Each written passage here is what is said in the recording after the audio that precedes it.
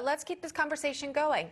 Bill McGinley will join us as well, former White House Cabinet Secretary, alongside Ashley Davis, former White House official for President George W. Bush. Thanks for coming on. And Bill, we'll go to you. Again, we've been talking about Secretary Cardona and his reported involvement with that the NSBA controversial letter. Again, school boards, parents' involvement sent to the White House. Your thoughts on this? Look, I think the Department of Education and the Secretary in particular, plus this White House, have failed the families of America. At the end of the day, the Department of Education and each of these school boards across the country exists to serve the students and the families that they belong to give them an education to create opportunities for their future.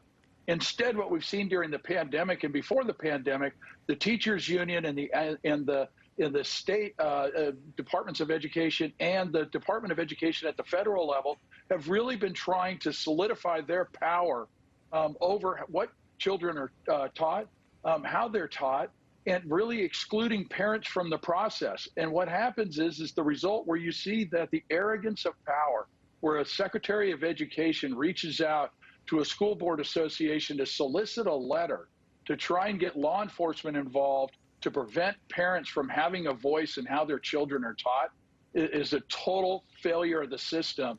And Congress needs to act immediately to correct this. The Department of Education denies that Cardona has solicited this information from the interim CEO at the time. But just really hats off to Parents Defending Education. They were the ones that put in this FOIA request to get this email, because if they did not do so, you wouldn't really see the inner workings of this. And going back to this, Ashley, this all started over critical race theory, how parents felt about that, and masking children in the classroom. Ashley. Absolutely, and I definitely agree with what the congressman said and what Bill said. But one of the things that I just want to bring up here is what this letter said and what they were asking the DOJ to do is to use the Patriot Act, which I was in the White House when we created the Patriot Act, and Congressman King knows this better as anybody as his chairman of his Homeland Committee.